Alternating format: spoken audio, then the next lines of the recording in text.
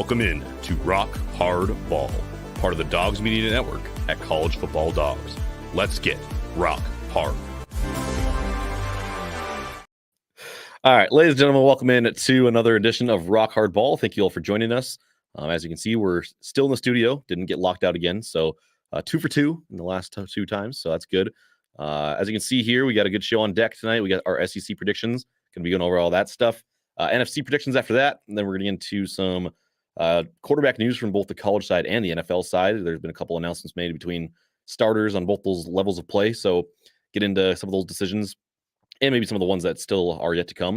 And then, of course, we'll finish up with Rock Hard Takes and Kelly's Kinky Rankings. Oops, sorry for that noise. Kelly's Kinky Rankings and Rock Hard Takes. Two topics for that tonight. Rock Hard Takes is going to be tailgate essentials. And then Kelly's Kinky Rankings are, what is it again? I don't even know. It's gonna be a little mystery, all right. We're just gonna have to wait till the end, man. We're just I do remember it. It was conspiracies. Conspiracy. Oh yes, sports. Yeah, it was conspiracies. Yes, okay. Also, Sammy J, I will take the blame for this one. This was actually me who put this one up. Got going a little too fast there. This graphic got wrapped up about 2 minutes before we went live, so I will take the blame though. Yeah, it says run Dwan instead of run down. Okay, so I did it. No, Kelly can avoid some blame this time, but don't get comfortable, Kelly, because that's not going to happen very often. Okay, yeah, let's do the show. Yeah, we're going to start with SEC predictions. That's going to be first on the docket tonight. Tony says, Caleb, you don't sound well. Let's get into that really quick though. First, before we get into our SEC predictions, are you under the weather here? You healthy? It's Montez Sweat Monday, so I'm out of the world feeling good. I don't know what the hell that means, but okay. You guys don't know Montez Sweat Monday? No.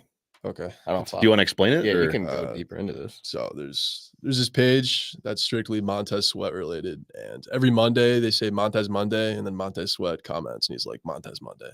Okay, well, that's actually kind of cool. Yeah. Something for you little loser Bears fans to kind of have fun with. Okay. Tony says you have monkeypox. Care to comment? Are you patient zero? I can't comment. That'll be a break. Okay.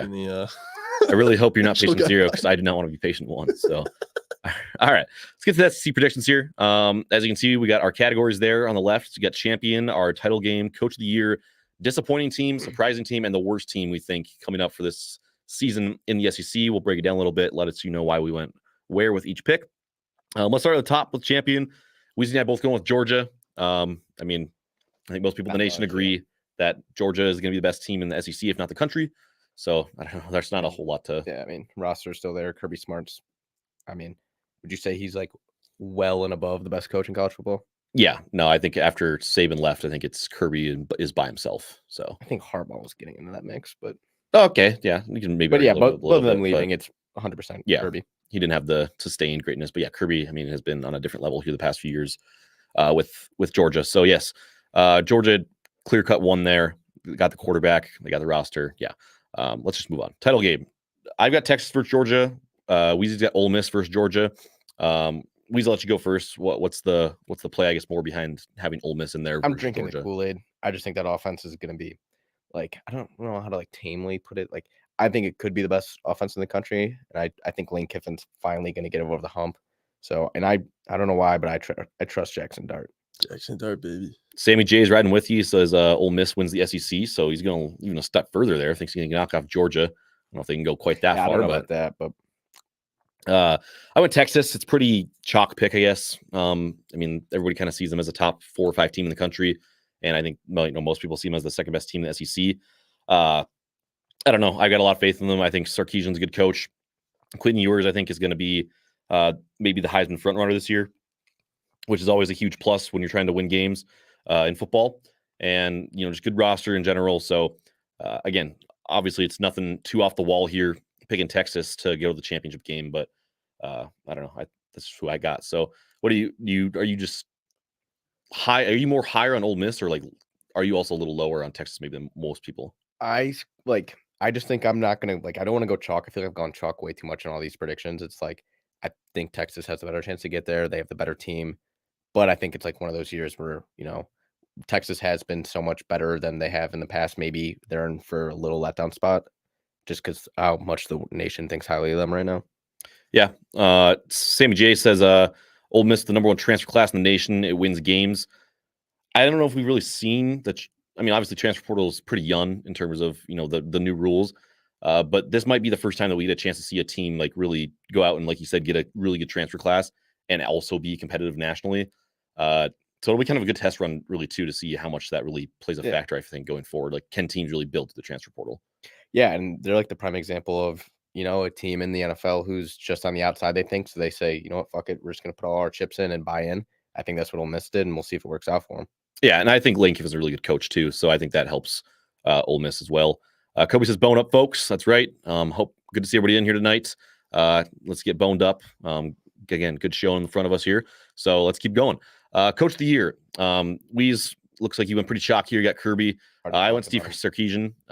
But what would you say, like, to people who say that's harder for like a guy like Kirby to win it because he's just like everybody knows that he's the best coach and has the best team? Like, do you think that plays much of a factor? Like, obviously, we're not really probably truly predicting what the awards are going to go to, but like, are you just thinking it's more like who is the best coach? I'm just thinking like if Georgia finishes undefeated or with one loss, it's like I don't care if it's like Kirby's like an unpopular, like it's fatigue and voting for him, but like he will win Coach of the Year if that happens. But if they don't, and a guy like Lane Kiffin ends up winning 11, 12 games, then he probably wins it. Yeah, so that's what I was kind of between two, was Sarkisian and Kiffin. Again, this is kind of where obviously last time you went against Chalk with the title game. This is where I went against Chalk. I just wasn't going to pick Kirby, especially since you did.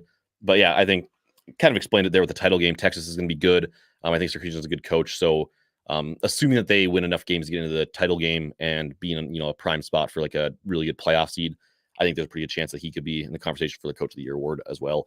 And then Kiffin, like you just said too, I think is definitely going to be in there. I think it's probably going to come out of those three. One other wild card in the Coach of the Year race, I think, could be Kalen DeBoer. We talked about him a little bit last episode. I think it was last episode maybe, about how he, just really good coach. Shows that a lot of people in the conference have respect for him. With Alabama being so high in the AP rankings, I think. Oh yeah, it was 2 episodes ago, probably. Yeah, whenever did AP rankings.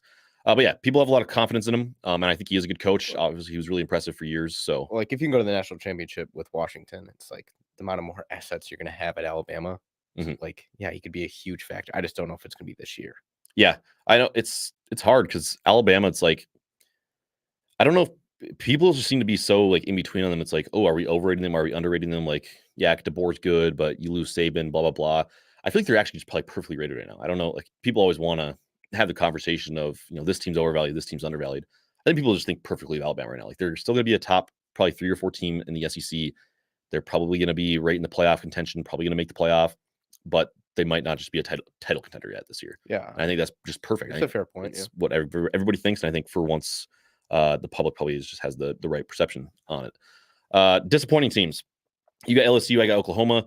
What about LSU this year? Makes you think that they'll be disappointing? I mean, weren't great last year. They lose Jane Daniels. I mean, Garrett Nussmeier is, experienced, I guess, if you want to say experienced. He's 22, but hasn't started a game yet for him, obviously. I just don't buy it. I don't buy the roster. And I think it's LSU too. I feel like, are they not like the most streaky team over decades? It's like they'll go 5-7 and then they'll have the 2019 year where they'll just demolish everybody. Mm-hmm. Yeah, I can see it. They're also another one of those teams that kind of opposite of Alabama, where Alabama feels like they're being properly rated and everybody kind of agrees on it. LSU is more of I think people are just all over the place. Some people think they're going to be like playoff team. Other people think that they won't even be the top 25. So really weird team. Be interested to see where they end up.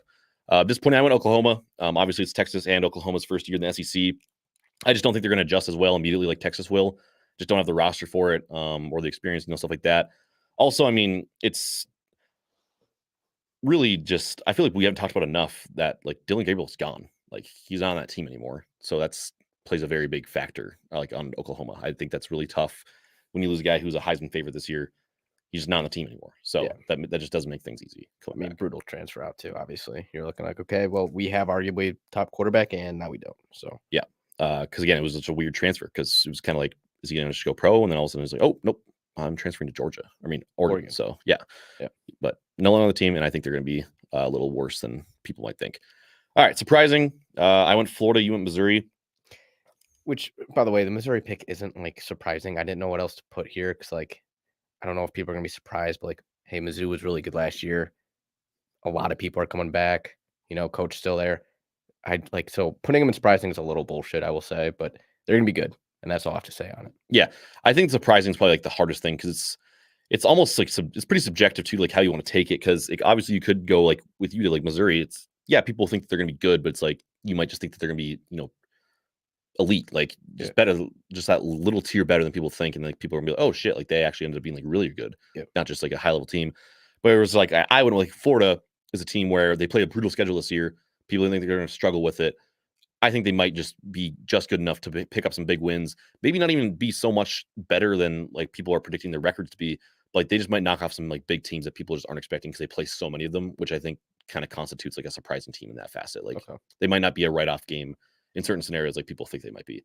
And they might even end up being, ranked at a decent spot at the end of the year if they're able to win some of those games. Like I know somebody did a breakdown of like how many games each team can lose and like still realistically be in contention for the playoff. Florida was the only team in the country that they rated as they could potentially lose 4 games and still be in the contention for the playoff because their schedule's that hard. Okay. So I think that alone just kind of puts them in a spot where they maybe, could surprise people. Worst team. Want to hit on this one together? Yeah, Vanderbilt. Like they're just the perennial, just awful team. Yeah, in the SEC. Punching bag of the SEC. I don't know, like they don't really feel right in like a different conference, but at the same time, it's just like God, there's got to be a different team again get in the SEC that'll at least be semi-competitive, like here or there, right? I mean, it's ridiculous.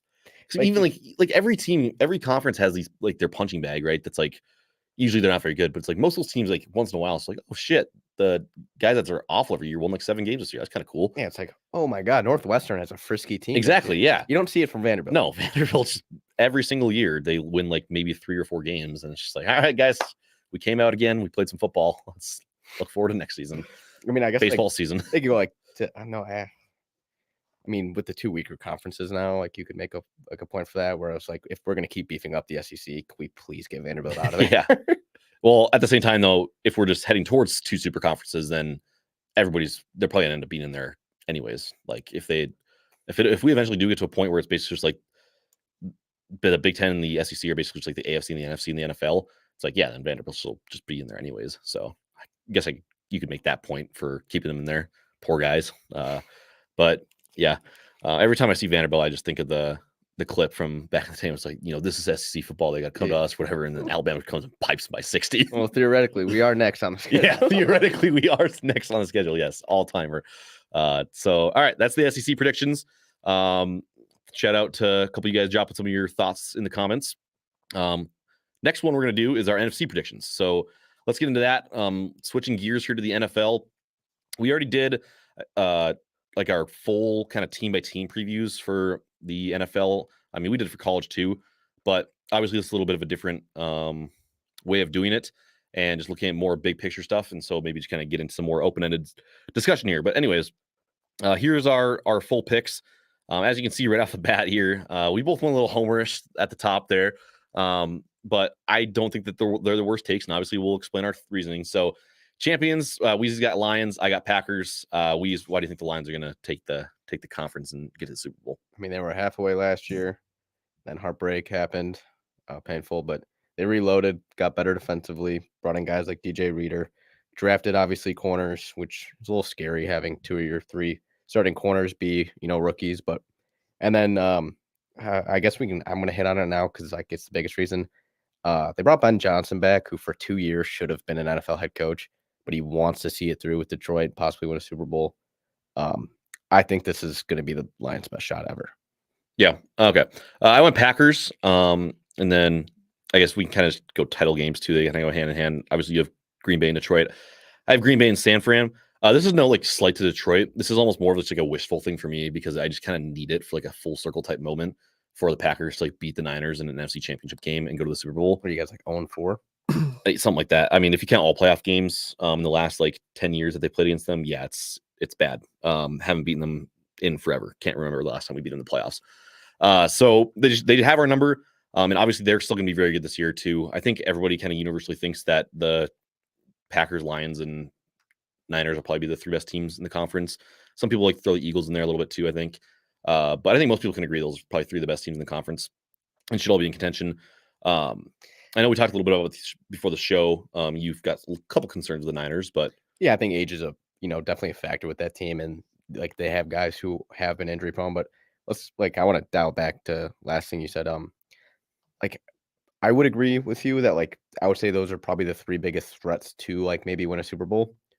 But like I would still have probably Cowboys and Eagles above the Packers in regular season play, if that makes sense.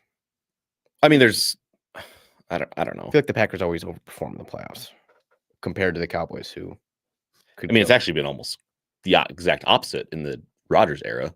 In the Rodgers era, yes. Well, until you get the NFC Championship, and then it's a nightmare. Yeah. But still, I mean, it's like they were constantly like 1 or 2 seed every year when Rodgers was at quarterback, and they just couldn't ever get it done. So I don't really know if they overperformed. And they certainly did last. Like they should have been in that. They should have been in the NFC Championship game or probably the Super Bowl a lot of those years, but they didn't. True. So yeah. I mean, I keep forgetting how many Super Bowls did you guys win with 2 Hall of Famers? 2. Yeah. How many years? Like 30. Yeah. How many Super Bowls did the Lions have? Yeah, in the pull that history of the franchise. I don't remember. Can you just enlighten me? We have a lot of NFC championships, or not a NFL championships. Yeah. You know who still has even more of those?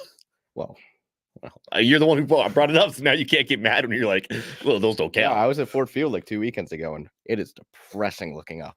Yeah, not a whole lot of banners up there. Kobe says, "Bear down, pause up?" ? Don't really feel a lot of any of these categories. Kelly, you think the Bears should have been here anywhere? I know our residential Bears fan. We should have kept Fields, and I'd be happy if we're a 3 seed. So I'd hope you'd be happy as a 3 seed. You're not even supposed to. No, in the division. Oh, okay. Okay. That makes a lot more sense. But yeah. Okay, that's not even the ceiling. Ceiling's like 6 or 5. So you're like the one like Bears fan like this preseason who's not just I delusional? mean, Caleb can throw across his body, but I mean, dude, if like Caleb's like looking really good now, I mean, what is Bo Nix? Like Jesus? Like Caleb hasn't even performed that crazy. So I got to see a lot more. I respect the level headedness here. Yeah. It's very, very mature of you. Great job, Clyde. Just on the ball like 20 times. Yeah. Sam says, Kelly, you're faded, I guess. I'm faded. Nope. All right. Yeah. Kelly's not faded. It's a Monday. Kobe says, as long as we beat the Vikes, should beat the Vikes because should not be a tough thing to do. Their team is decimated right now, and they'll be playing Sam Darnold at quarterback. So see all the memes where it's like Minnesota has been eliminated from playoff contention. Yeah, no, they happen. It's gonna be a tough year and a very tough division for them. We're not gonna really get into this right now. I agree. That's not Drew Brees, but he looks good. Good. Maybe we'll talk about it a little bit later when we talk about the quarterback decision. How old is he? 27? 29, I think. Yeah. Very old. Anyways, let's get back to here. So yeah, moving forward, coach of the year. We already kind of spoke a little bit on Ben Johnson. I know you said you kind of think he's like the heart and soul of that team, right? Dan. Well, Dan Quinn's the heart and soul. So Dan Campbell Ben Johnson is the heart and soul. Did I say Dan Quinn? Yeah, Dan Campbell. Okay, sorry. Dan Campbell is the heart and soul of that team. He's what gets them going every single Sunday. I just said that Ben Johnson's backwards. the one who truly, is strategical, puts in the work, draws up plays for what I think will be the best offense in the league. That'll be a debate, though, obviously. And that's where I think those 3 teams come into play with Packers and 49ers. Yeah. No, I'm excited. I think that's going to be a really fun division. We'll keep looking at it. Raheem Morris is who I went with for coach of the year. He's got the Falcons there in Atlanta looking good. Obviously, they made some moves. They brought him some more talent this offseason, which I think is going to help a lot. But, he did well in the interim. So I think that, bodes well sometimes. Obviously, they wanted him there if they kept him around. So I think it's a good look in terms of that, side of things. And coach of the year, obviously coaches got to get what they can get out of their guys, but it's always like kind of a tough thing too, where I feel like it's a lot of just comparison to like the year before to there. It's like the team could be completely different. It might not really have anything to do with the coach, but it's like the team still like overperformed from where they're supposed to be. So that's kind of a lot where it comes from too. We don't really know how good of an actual coach he's going to be yet, but I think he will be effective in the job. So that's why I got him there. Disappointing teams. I went Cowboys. You went Rams. I've already spoken to the Cowboys a little bit in some of our past episodes. Again, I don't think they're going to be bad. I'm sure they'll still be a playoff team, but I'm just going to keep going with like the kind of like you just said, like with the Packers, it's like, maybe they overperform in the playoffs a little bit. The Cowboys are obviously the complete opposite. And until they prove me otherwise, I think it's always disappointing because they've constantly have the roster year in and year out to be a very legitimate like title contender and should make deep playoff runs, and they just can't even like get a win. And if they do get a win, it's against like some team that maybe should have. It's like whoever the worst division winner is, they beat them. Yeah, it's like if the Get to the next Buccaneers, if they round. get to play the Buccaneers, who won just a god awful division. Yeah, and then they just like then there's times like last year, who the Packers, youngest team like the modern era to make the playoffs, got a first year quarterback who no one believed in for years, and they just get shit stomped at home. So until they can figure out a way to actually win games in the playoffs, they're going to just constantly be disappointing. I think their fans agree. Yeah. So, I got Rams. You would agree with me. Like, obviously, they have talent. Like on that team, they weren't great a lot of the year. They got hot, got into the playoffs when many people didn't think they would. And I don't buy defensively. Obviously, a bunch of the guys who were on that Super Bowl team are not there anymore. no, way different team. It's such a different team, and people don't realize. Obviously, McVay is still a top 3 coach. You'd say. Yeah, very, very, very good coach. Stafford is old. He's got to stay healthy. Cup hasn't been great, but obviously, with Puka, I just don't see it in what I think is going to be a much harder NFC than AFC. Yeah, completely agree with you there. Surprising. I've got Cardinals. You got Falcons. I kind of want to go Falcons too, but I just didn't want to copy you. It's the same thing But I with Mizzou. It's like we both know they're going to be good. And I think more people are starting to realize that too. Yeah, especially getting might not Judon necessarily and be surprising. Simmons. It's a different story, obviously. So I'll let you mainly go with the Cardinals because everybody knows Falcons should be good. Yeah. So Cardinals, might be a little bit of a bold pick here, as Sam kind of mentions here. Cardinals defense is JV, but Marv's going to go crazy, 120, 1,309. That would be a ridiculous stat line for a rookie. But I think I talked about it like a long time ago. Like one of the very first episodes of Rock Hard Ball, maybe when we did like the team by team predictions for the NFC. I think the Cardinals are gonna be a little bit better than people think. Their schedule isn't necessarily like really tough. Kyler Murray is back and healthy, and I think that's a little bit underrated. A little bit different team still. Kind of like you mentioned, it's probably not as drastically different as the Rams were from a few years ago. But like that Cardinals team that like started off really hot a few years ago and then just got hit by like an injury bug, like it's not that much different from that team. There's still some playmakers here. Kyler Murray's just been banged up. Again, I don't think they're gonna be good, but it's like people who think that they're gonna be just like a bottom tier team and like picking at the top of the draft. I don't think they're gonna be that. I think they're gonna be like close to 500, and maybe not necessarily in playoff contention, but they'll be kind of like whatever in the hunt for like most of the year probably. I agree with you. Outside of like one thing, we talked about schedule. I'm not even going to talk about the back half of the schedule, but like they have a brutal open. So they go. I feel like I looked at it a while back. I didn't look at it today, but I feel like when we first did like our record predictions and stuff like that, I feel like I looked and it wasn't that bad. I believe the second half is really lightens up, but it's like if they get themselves in too big of a hole, Yeah, could be shot. But they open up at Buffalo. It's a tough one, Yeah. no matter how good you think Buffalo is. Then they got the Rams week 2, Lions week 3, and then you get Commanders, fair. And then you go to San Fran and then to Green Bay. Yeah, so that's a tough stretch to open up. But I mean, if you beat Rams and you beat the Commanders, I mean, that's not awful. Going into. I mean, if they only win one of those 6 games, games. though, it's like, ooh. Yeah, no, I get what you're saying there for sure. But again, I don't necessarily think that they have to make the playoffs to be a surprising team. I think if there's like if they win like 8 games, people will be like, oh wow, the Cardinals are like better than we thought this year. So that's again kind of my thought process there. Pretty similar to how I like went about Florida. Anyways, worst teams. I mean, pretty easy, like we did with the SEC too. Again, I kind of want to go different here, just so we could have have some different takes that we could talk about. But I just don't think there's gonna be a team in the conference that's gonna be worse than the Giants. Yeah, unless Danny Dimes really pulls some shit out of his ass. Well, did you see the clip of him in the preseason game? Yeah. So probably not. They get Probably this thing not. out of my hands. Yeah, no, they're gonna be really bad. Yes, they'll be very, very bad all year long. There's just almost nothing to be excited about on that team. I mean, Malik Neighbors looks like he might be good. That'd be exciting, but like he has to get the ball. He's thrown in his general direction to try and make plays and look cool. Shout out Tyler Nubin. Oh god, yeah, he owns my school. Yep. But yeah, they're gonna be very bad. The one other team that I kind of considered for this was like maybe the Panthers, but like I got a little bit of faith that Bryce Young will maybe take a little bit of a step forward this year. His rookie season was like so bad that it's kind of hard to like be worse than that. And we've seen plenty of guys have just terrible rookie seasons. I think he might be okay. They gave him, an additional playmaker. Deontay Johnson's not anything special, but it's better than what he had. So I think they were so bad nobody's gonna care, which is probably the best thing for him. Yeah. Because like obviously all the eyes were on him. He's first overall pick, and they were an awful team. I think this year, I think they're not going to win like 8 games, but no, I think they win 5, and people are like, oh, they weren't awful. Mm-hmm. No, and then again with them, it's like at least there's like hope where it's like if Bryce Young takes a step forward and they win a few games, at least they have like some Something stuff to build on. Yeah.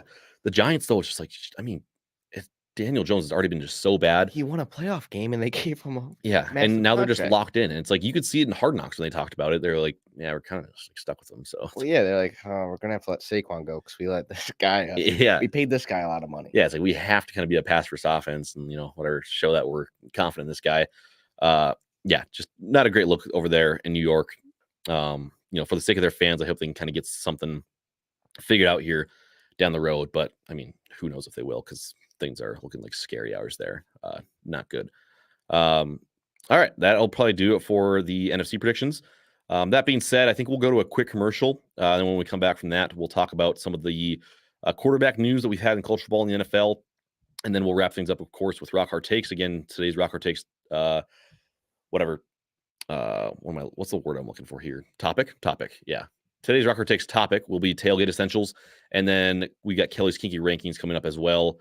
So stick around for all that stuff. Once again, you're listening to Rock Hard Ball, part of the Dogs Media Network at Culture Ball Dogs, and we will be right back. On the College Football Dogs website, you'll find a main page that features some of our biggest and newest stories. Our conference pages for content related to your favorite team's conference.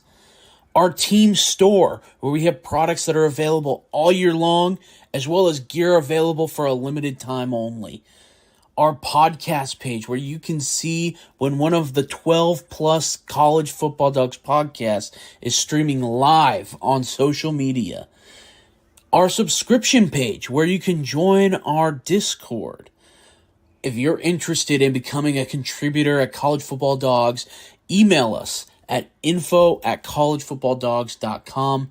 If you enjoy any College Football Dogs content, we really do appreciate any donations you can make by visiting the donate page on our website or scanning the QR code here. College Football Dogs, for the fans. All right, and we are back once again listening to Rock Hard Ball, part of the Dogs Media Network at College Football Dogs. As always, make sure you go check out the website, culturefootballdogs.com. Lots of great stuff over there, covering all of college football. Got a lot of NFL content over there too. So yeah, a lot of great writers there. Go check out their stuff as well. Probably be bringing a couple of them on throughout the season to talk about their teams. The guys that they're kind of covering the beat for, so we need a little bit more inside info. Yeah. All right, let's get into some of the just kind of general NFL news and college football news that we got going on, mostly quarterback related. Talk a little bit about that stuff. First things first, kind of no surprise, but Jaden Daniels has been named the starter at the Commanders. I don't know. Do we really want to dive into that too much? It was only a matter of time. Yeah, he's looked good in preseason. I think as long as he, whatever, stayed healthy and, didn't look just lost out there. I think it was kind of a foregone conclusion he's going to be the starter. So we now have it confirmed that the number 1 and number 2 overall picks will be taking the first snap for their respective teams to start the season. Other rookie quarterback news, Patriots still are holding off on naming a starter. I think it's kind of weird that they haven't named one yet. I feel like it's kind of a foregone conclusion that's going to be Brissett, doesn't it feel like? And maybe just to give the rookies the almost thought like a that they confidence type that thing. they could still get that job. But yeah, it'll be Brissett. Yeah. So I don't really know why they're holding out, but yeah, I guess you made a good point. Maybe they're trying to just kind of help the rookies along, give them that confidence to go out there and try and fight for it. And then also Bo Nix is perceived now, I think, by most people that he's going to get the starting job in Denver. He's looked really, really good in preseason. Obviously, I know you were big on the whole, his stats looked good, but the play wasn't anything special in that first preseason game. I thought he looked better in the second one. He looked much better, but that was also probably the first week because of the discord course at Oregon too was just obviously they were on that spread with just a bunch of fast playmakers. Mm-hmm. People were kind of shitting on that, saying it's easy to quarterback over there, but no, he looked really good this last week. Yeah, he pushed the ball downfield a little bit. His touchdown pass was a really nice play. He was rolling out, avoided the defenders, kept the plays alive, made a crossbody throw in the end zone. So I thought it was really good.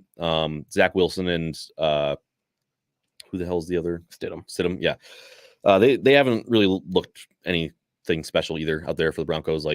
It's always more fun if you have a couple guys that would have looked good. And so it's who coming into week 1, who's going to be? This probably officially, obviously it was already probably 99% official, but Zach Wilson is officially an NFL bust, right? Yeah, no, he's I mean, if he's not This going to get was done, his like last chance of maybe getting the starting role for the year, playing really well. And Mhm. oh, look at Zach Wilson. He's got to get out of New York. But that's kind of what I thought was going to happen too. I To did be too. completely honest, I didn't ever think that he'd be like make like a full recovery and be like good, but I thought there was at least a chance there that the New York experiment had just gone so poorly, and he was just kind of so I don't know whatever distraught from that it was like maybe getting out of there would have been just enough like little juice to be like maybe he'll end up being like an okay like bridge quarterback like in an exact situation like the Broncos. If you brought in a rookie who maybe didn't want to play right away, you could start Zach Wilson for a year. He could be serviceable, wouldn't be an awful team, but I mean, and he got screwed over last year too. It's like that was the year he was supposed to sit and learn from Rodgers, who Rodgers brings in his own offensive coordinator. We're gonna run through Rodgers, and boom, 4 snaps in. It's like, all right, Zach Wilson, people already hate you, and now here's the whole season. Yeah, exactly. Feel bad for him, to a point, because he has been in an awful situation his entire career. But at some point, you got to overcome the situation and just kind of go out there and play football. And obviously, in Denver right now, it's not exactly like awful. There's a decent roster there, and I think Bo Nix has proven it right now. He's played well when he's out there with the starters. We'll see what actually happens once we get into the season with them. But obviously, I think that'll be a talking point as we go forward, is because as of right now, I mean, obviously it's just preseason and it's pretty brief, but he has looked like maybe the best rookie just off of the fact that he's seen more action. But I mean, if he actually ends up being, as good as he looked now, then that'll be a big storyline going forward for the season. So that'll kind of do it for the NFL news there. Minshew has been officially named the Raiders starting quarterback, beating out Aiden O'Connell. I love that. Minshew starting just makes football more fun, I think. So it does. I kind of was rooting for O'Connell though, just big hefty guy out of Purdue. Kind of got to root for him. I think the biggest takeaway from this though was like Antonio Pierce's like discourse to the media throughout this entire battle. Not a lot of positive stuff coming out of camp. It was like, it's not good. Both are kind of ass, but we're gonna see what we have. Like there was not a lot of positives, and whenever he spoke to the media about it. Yeah, but I mean, again, same thing kind of like with Knicks and that Broncos situation. Minshew did outplay him like all of preseason. Yeah. So again, this is the one scenario where preseason actually matters, is like position battles. So it's always a little bit fun when we get to kind of see that stuff actually come to fruition. So congrats to Gardner Minshew. We get to see some Minshew magic this year. I mean, I feel like he's definitely just in the next, coming years going to take on the kind of that Fitzpatrick role, where it's just like, again, he'll come in, he'll be electric for a few games. Maybe you'll get a full year starting out for a team here or there, and then goes back to the bench, and then starter guy's hurt. Here comes Minshew. Like it'll be, he just perfect personality for it too. So he's always fun. I'd love to see Jameis out there again soon too, because he's also just so fun. I mean, did you see his mic'd up stuff with the Browns? I heard about it. I didn't see it though. You got to go back and watch it. It was just awesome because it's like it's the Super Bowl, and Jameis was out there getting the guys ready to go. It was great, great stuff.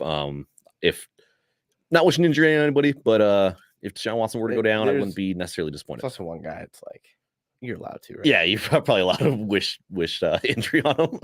I don't know. I don't know how people still feel about that. I don't know. I mean, obviously, everybody kind of thinks he's a scumbag. So, well, and also, it does have to be painful that like your backup like is universally loved and like and your teammates, and it's like, and I'm the sexual predator. yeah, not a great dynamic to have. Yeah. But yeah, shout out to Jameis. Always great stuff from him. All right, let's get into some college football quarterback news. I know, like we mentioned last week, that like Will Howard was officially named the starter at OSU. That wasn't really a big deal. Got kind of another like just announcement for like whatever ceremonial type sakes. Miller Moss has officially been named starter quarterback at USC. That was kind of a foregone conclusion though, after Malachi Nelson, like another former 5-star, transferred out. It's pretty much like, okay, well then like they must have told him like he's not going to start, so he's left. But he's the bigger piece of this story, because he transferred over to Boise State. Again, former 5-star recruit coming out of high school. He's at USC, backing up Caleb Williams. Miller Moss and him were in the same class. And then, Miller Moss is going to be the starter this year. So, he left, goes to Boise State, who's expected to be one of, if not the best group of 5 teams in the country. Not the starter. But it's a group of 5 team. Yeah. And you're not named the starter. I mean, not a good look. No, sucks for him, right? Like, because at the same time, it's like, yeah, obviously you still have to go out there and compete. You can't lose a job, but I mean, there's no way he would have transferred there if they hadn't given him like some like kind of like assurances, like you're going to start. Like, why else does he go from a 5-star recruit out of high school at USC with the quarterback whisperer Lincoln Riley, and it's like, no, I'm going to go to Boise State over like some other like Power 5 team that like needed a quarterback? Like, there's what's going on? Like there has to be something going on there. Like, is he just awful? Like, is he not good at all? He must be. I don't. It's really really weird because again, it's a lot different than like I don't know, just being there and like you happen to get beat out. Like if you weren't like necessarily like, guaranteed the job. Like if it was going to be like a true quarterback battle, I don't think anybody thought that was going to be a true quarterback battle. Like No. he had to have been bad enough where they're like, we can't start. He had to have been god awful. Yeah. So it's just not a good look for his team. Cass is asking what he missed so far in the episode. We did some SEC predictions, did some NFC predictions. So if you missed that, go back and check it out. Kobe said that I'm just blabbering about the Packers. I think it was blabbering. I think I made some good points about why they're going to be good. Kobe's just disappointed because the Bears, although they're going to be better, still little brother. So whatever. Did you watch any of the Hard Knocks? I haven't. No. I was watching it just literally for 5 minutes because the roommates had it on. I think they turned Caleb Williams' game against Buffalo, which I think he was like 7 for 13 with like a decent amount of scrambling yards. They turned that into like a 6-minute highlight reel. They added like 4 clips of him sliding, which if I'm not mistaken was like a 5-yard like scramble, like second down. I mean, HBO stretched that out. You would thought he was Jesus. Well, it's kind of what they got to do. It's kind of the number one storyline, so it makes sense. But Kelly, what do you think? Have you been watching Hard Knocks? Yeah. What's our thoughts here? I like how it's not focused on Caleb too much for the most part. I like how they're just showing more of like the not really hazing, but more the recruitment of the rookies, where they just show all like the funny stuff factor behind that. So I feel like focusing on that would make it more enjoyable. I mean, Caleb's cool and all, but we're gonna see it for the whole season. I don't want Hard Knocks to be about it. I could be wrong because I think it was the Lions, but I'm pretty sure like there's a rule with Hard Knocks now that they aren't allowed to show people getting cut. Oh, really? I could be way off, but I think the Lions was the last year. Because what Hard Knocks does is it's kind of it makes for good TV, but it's really, really hard to watch. It's like they'll key in on like 4 guys, like the star guy and like 2 like underdogs. And it's like you just know these 2 are getting cut. Oh yeah, they had one of the guys that started out the first episode. He was wearing like a thong doing a dance, and he could like tore his Achilles in like a field goal attempt in one of the like practice games, I think. Oh boy. And they're just like saying like done for the entire year. Then just showed a clip of him like having the time of his life. No, because like I'm pretty sure in past seasons they would there would be a camera in the room watching these guys get cut. Oh my god, yeah, that's like the Dolphins corner. What's his name? He just recently passed. Yeah, I do remember when he's like, I need to call my grandma. Yeah. Oh yeah, that clip. Yeah, is like that's so bad. It's so bad. It's so bad. He passed away. Yeah, sucks. Yeah, he did pass. Makes it even sadder. I know. Yeah, I didn't know that they can do that anymore. That's interesting. I could be way off on that. What is like that is like a cool. Just look behind though too. Like it's just like it just shows you kind of like how real it is. Yeah. Like Kelly, you want to look that up while we keep going? Just see if again. I think it's just that they can't have the camera in the room for them. Yeah, like when they actually tell them like when hey, they actually tell them like hey, we're cutting. Yeah, makes sense. I'm sure it's tough for those guys. Like I have to like watch it back. I'm sure that's brutal. Yeah.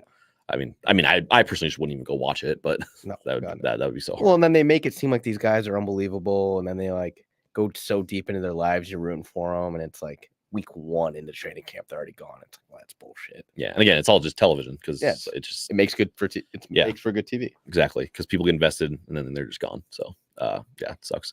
Okay, that's I think about does it for the quarterback news as of now. There's not really a whole lot of just a general news out there. But we are so close to football being back. This Saturday, we get things kicked off with week 0 in college football. Starting off with that island game between Virginia Tech and Georgia Tech? No, Florida State. Florida State. Okay, yeah. Why did I think it was Virginia Tech? Do they play in some type of weird early game? No. Virginia Tech? I don't know why they're just on my brain. Maybe I'm just mixing them up with Georgia Tech. But yeah, okay. So Georgia Tech and Florida State in Ireland. Getting things going. I mean, that's going to be an ass kicking, though, right? Line's only 10. Really? Yeah. Okay. I thought that would have been bigger. And then there's a couple other like matchups, like FCS teams and stuff like that. So not super exciting, but I think next episode we're going to do like best bets for week 0. So we'll get into that stuff a little bit as we get closer to college football season. And then next week we can finally kind of get into some real stuff of actually looking at week 1 matchups in college football, and that's going to make I think just for a lot better content and fun on the show. So that'll be good. And then obviously NFL is in a couple weeks still, but we'll get to that eventually too. That being said though, let's get to Rock Hard Takes. Again, I'm going to do tailgate essentials today. Let's get our little intro here going first.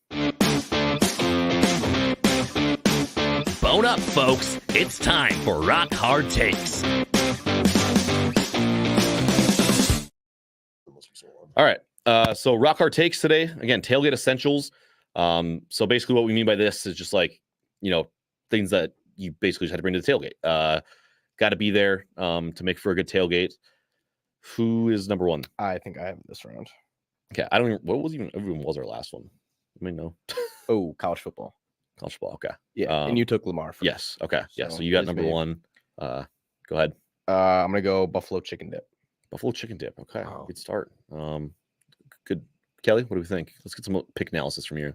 I'm not a big fan of that dip, but I mean it's good. Here's my thing I with wanna buffalo go chicken dip. first. I think it's really, really good. I think the Yeah. only thing that's kind of sucks about it in terms of like for like a tailgate thing, Yeah. is that buffalo can do some stuff to your stomach sometimes, Oh, especially if you're drinking some brews. And you got to go into a stadium with stadium bathrooms. You just have to deal. Not ideal, but yeah, it is very good stuff. So buffalo chicken dip 101 there from Weezy. At the 2 slot, I know that we're we've been very heavy on this in a lot of rock hard takes, but I'm still going to take it. It's pretty obvious. I mean, beer. You need beer for your tailgate. Yeah. What? Have it. What kind Yeah. of beer? What kind of beer? Yeah. My personal beer choice, Coors Light.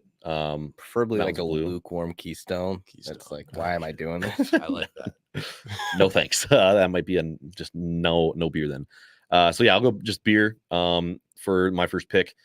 Next one, I'll go with just a football. Got to have a football at the tailgate. Run some pass routes with the boys. So yeah, go beer in a football for my first 2. That's good. All right. Back to me. I'll go wings. Okay. I had buffalo in here, but I didn't want you to shit on me because I'm going back to the buffalo. So I'll just say wings of any kind. And then I'll also say, I don't give a shit what you think of it. Bags or cornhole, whatever you call it. Bags. It's bags. Cornhole. But Bags. Chat, what do we think? Bags or cornhole? Let us know. Obviously, it's kind of a regional type discrepancy thing here. But drop your comments. Is it bags or cornhole? We need to know. All right. I got 2 picks now. I'll go with burgers. Always a good pick, I think, for on the grill food. And then I'll go with a speaker for some music. Another tailgate essential. You got to have it there. You don't want to just pure silence. Got to have those classic rock songs playing, getting you hyped up, and of course you got to play the school fight song before you go into the stadium. So okay, yep, I like it. all right, you got 2 more, and then I got 1. Yeah. All right, I'm gonna go with a lawn chair with solid back support. Okay, that's a really good one. I had that one in the back of the dome. Like nothing worse than just like a really flimsy lawn chair. That's just like I'd rather stand in. And then 2, last pick, right? Yep. I'm gonna go with because you just need them. The one guy who's already way too messed up. Yeah. In the morning. That's a really good You're pick. gonna get annoyed with him, but you need that guy there who's probably woke up still hammered from the night before. He goes right back into it, and they typically don't make it into the game. Yeah, no, really good pick there. Didn't even really think to go there, so I like that one, Weez. Last one for me here. Kind of a tough one. Kind of depends too, like where you're at. I feel like, but I feel like I've already gone too many. Like, I was gonna maybe say like a tent, but it's like you don't need that. I don't need that. You don't need that. I'm kind of stumped here. I should have had a list ready. Shot clocks, coming down a little bit. Shot clock is coming down here. I'm just stumped. Kelly, help. Have you guys said cooler yet? Cooler, okay. Yeah. Cooler, yeah. I mean, cooler's pretty huge. Good pull, Clyde. Yeah. You're getting a raise. 1 cent. All right, yeah, go cooler. Shout out. All right, that's gonna do it for Rocker Takes. Let's get some of the comments in here that we had coming in. I think most of them are not very serious, but Kobe says Stal and Fireball. I have met Stal. Stal is a good guy to have the tailgate. Pretty similar to what you picked there towards the end. Like guy who's probably too drunk for the night before, not going to make it in. Stal's a good guy for that. Kobe said a lazy boy, bringing out the recliner to the tailgate could be pretty good. Cass said a spring-loaded drop down. I don't know what he means by that. Neither do I don't know. Cass, we could get some additional context Clark, there. you got anything? Any guesses, Clark? I have 0 shot. No clue. Okay. Yeah, I'm confused. All right. Kobe said a big bag of marbles, cigarettes. Let's see here. Tailgates, but remote open is nice. Okay, so Cass is talking about pickup tailgates. Okay, I just realized the spring-loaded drop down. It's so like when you open it, it doesn't just like slam down. It's like the one that like just slowly goes down, and then now we're talking about the remote opener. All right, so Cass just completely took that out of context. Nice. Jay says could take on the chair. Don't want another Maze situation. Shout out to Maze. He had a real nice rocking chair and just big favor from him. And he just broke it this past weekend. So rest in peace to Maze's lawn chair. Forever remembered. Kobe says heater roll herd. Those North Dakota tailgates can get pretty cold. Tents with walls at the North Dakota ones are huge because again it's just like super cold late in the season. So if you got a tent with walls down and a heater, big time. I mean, Big Ten country too, it can get pretty cold. So. I might get called a pussy, but if it's like 20 degrees or under, I'm staying indoors. Well, that's exactly why in that situation those are huge. Like if you have one of those like just big propane heaters and like one of those tents that's got like the walls so like you are protected from the wind and stuff, it's not bad at all.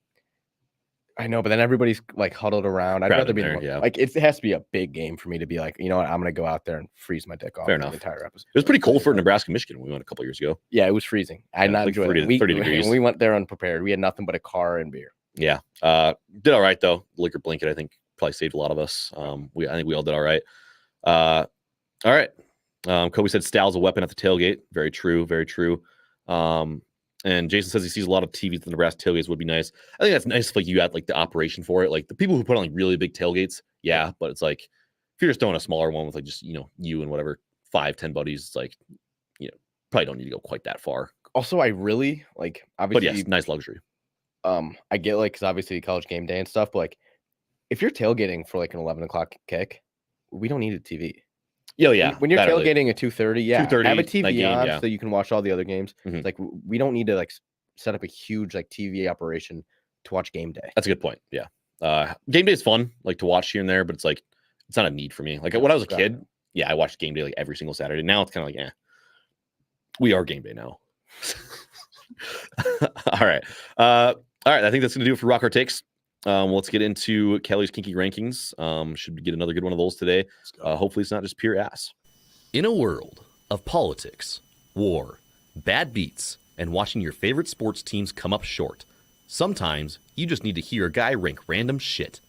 Enter your hero, Colin Kelly, here today for another edition of Kelly's Kinky Rankings. All right, going straight right into it. We're doing sports conspiracies. So I'm gonna start off the top. I really fucking hate the Patriots. So these conspiracies aren't really. I mean, they can be true or not. I'm not John Madden back to life to figure this out. But John Gruden, yeah.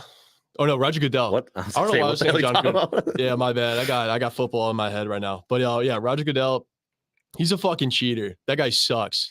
His baby is Tom Brady, and he like formed it from such a young age.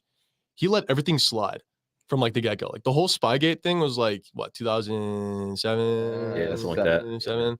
Yeah, and then he's just like, okay, yeah, you guys are good, keep winning, and then carry on to the Deflategate. He's like, I did that. It was me, but I'm the commissioner. I can do whatever I want. So this evil bastard's been doing this for the longest time, and he's the reason why the Patriots won that many Super Bowls. It's Roger Goodell, and that's my big conspiracy that he is a phony and a cheater. So that's gonna be number 5. Number 4, we're going straight into it. Orlando rigged the NBA draft to win because it's Disney's team. So the one thing is David Stern has to do what Disney wants to do. So David Stern, rubs all the balls, see which one is the certain ball, which is Orlando's because they planted it. So he touches the Orlando ball, picks it up immediately, which the whole ball drop thing is stupid. I think it's even more easier to cheat now because it's all online. Like there's no actual like ball to pull out of. But that's a whole different story. I'll talk about it later. Yeah, and then they also had the Knicks with Ewing. Yeah, which that's like considerably worse. They damaged the envelope on purpose. Yeah. I think that one's like pretty proven to like be true, right? Yeah. This one I feel like is I feel like it's a conspiracy just due to the fact that like the shittiest team that was just made. I mean, they get Shaq, and it's Disney. Like it's Disney, like one of the biggest corporates ever. So like, yeah, it's gonna be like a little rigged in the sense. So I might sound like an idiot here. I didn't know that they were Disney that early. Yeah, it's Disney's team. It was back then too. Yeah, they funded everything. All right, did not know that. Yeah, because they were just gonna try to make it like a whole little. Actually, I don't know the whole scheme behind it, but like if anything, You guys Oh, why watch? they're called the Magic, huh? Yeah. So there's a 30 for 30 about the Orlando Magic with Shaq. It's so good. It is really good. It's like him and Petty. Magic. Oh, my God. Magic. Oh, So yeah, that's gonna be number 4. Number 3 is gonna be Jimmy Butler Daddy. All right, I might be a little biased because both of those are Chicago guys. I don't know if Jimmy Butler's from Chicago. yeah. He's from Chicago. Yeah. Okay, Played so Marquette. Jordan not really doesn't count, but he's played Chicago. So yeah, they both played Chicago. But the one conspiracy, like, I mean, it's his fucking kid. We got to go Well, deeper into the this. You gotta timelines tell the match kids. up. Okay, Yeah, right. So I mean, yeah, I could pull up all the receipts, but yeah, it all aligns. I mean, Jimmy Butler, homeless at a young age. I mean, his mom could have been, Never knew his dad. could have been with Jordan. Yeah. He's too busy winning, so he's like, "Fuck this kid." But he has my genes, so he turns out to be Jimmy Butler. Which even now, Anthony Edwards is also related to Jimmy Butler and Michael Jordan, which you Yeah. can piece that together. Are they like second cousins, first cousins? I think. Or is he also a child of Jordan? Does Jordan have a sister? No idea.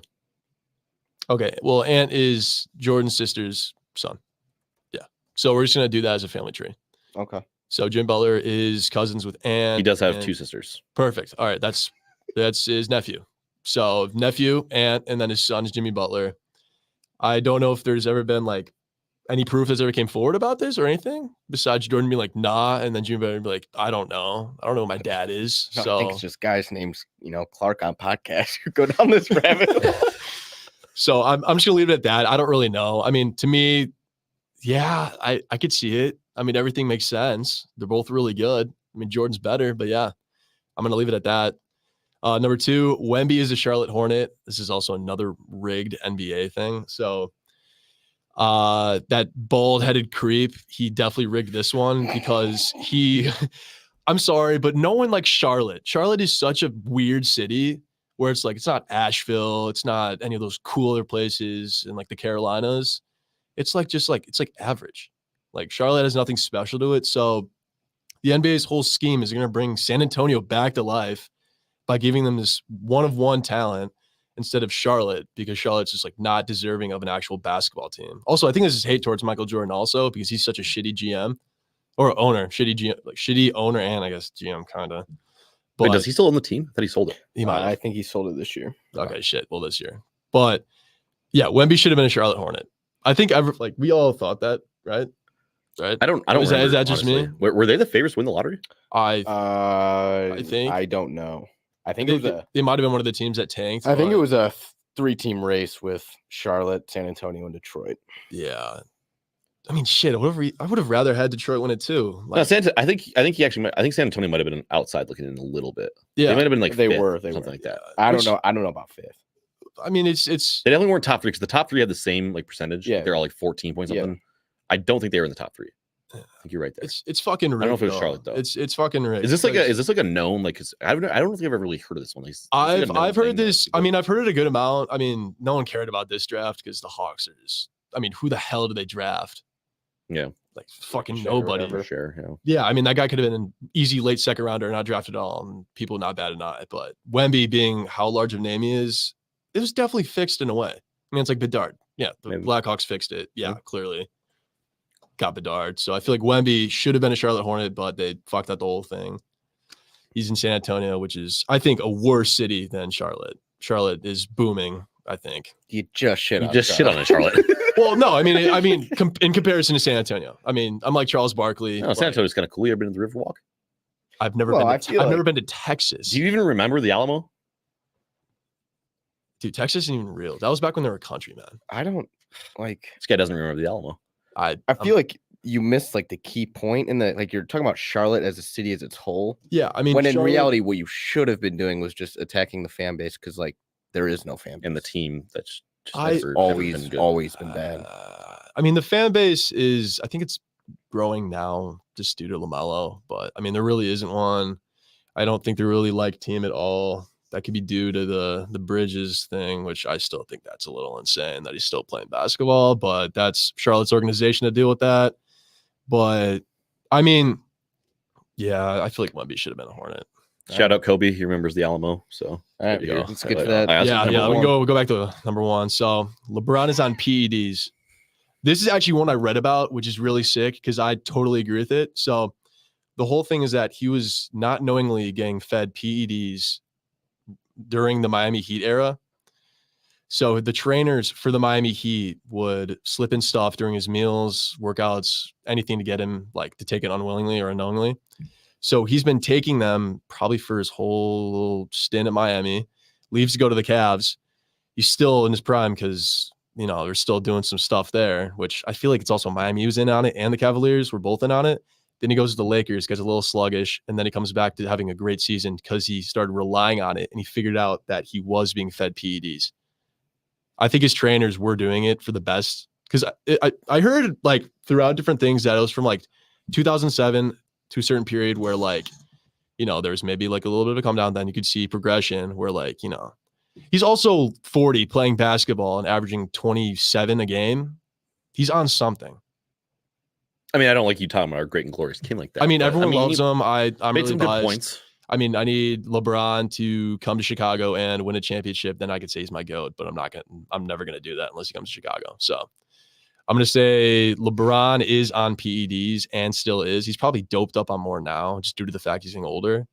Well, like my biggest thing with this is, you think he just has found a way to escape drug tests for the past 16 Yeah. years? He is the face of NBA. I mean, he's the GOAT. I mean, not my GOAT, but he is the GOAT. I mean, he's the It's not face. the worst point. Like, He's the face. I of the, mean, you think if you really tested positive, they'd let that get out? I mean, the NBA, no problem. Especially because with Michael he's- Jordan to he's- play baseball for 2 years. Because he's also like such like By the way, the that had to have been in there. That's bullshit. the Jordan. Yeah. Because that one's just so crystal Well, I clear, mean, obvious. Yeah, but like I could have also tossed in like the Jordan dad thing, which I feel like that's actually that could be an let's not get honorable into that one again because we already Okay. talked too much about that. Well, I mean, that's been that they talked about that in the Last Dance too, though. Like Yeah. that, it was a huge factor. I mean, the gambling, yeah, it's pretty well known. Could have led to some other stuff.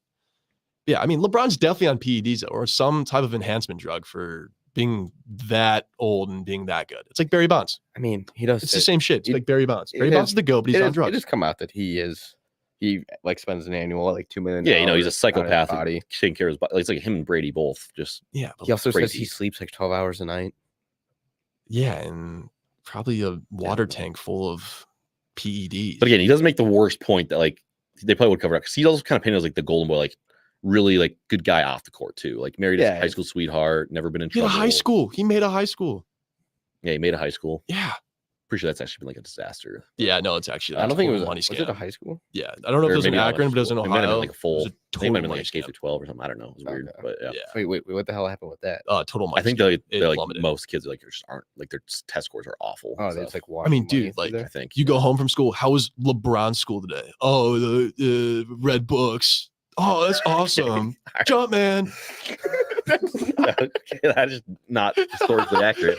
Lion. All right, I'm curious to hear what were some of the other ones that maybe got left on this list? 'Cause there's a couple big ones that like I mean we talked about like the Ewing one, like LeBron to Cleveland too, like as the chosen one. Like obviously they were high lottery odds, but like yeah. I mean, went I to could do. Cleveland. I mean Wilt's 100. Like What's 100? He never is scored just 100. so, He never scored like, 100. You kidding me? I think most people would like lean towards that probably. like never happened. like Babe Ruth calling the shot. Like No, I could see that. I'm pretty sure that I one could totally- already I- like I could almost got totally- scientifically like Yeah. disproved. Really? That he like- pointed his shot and hit a home run? Yeah, they said he was like just pointing to the outfield.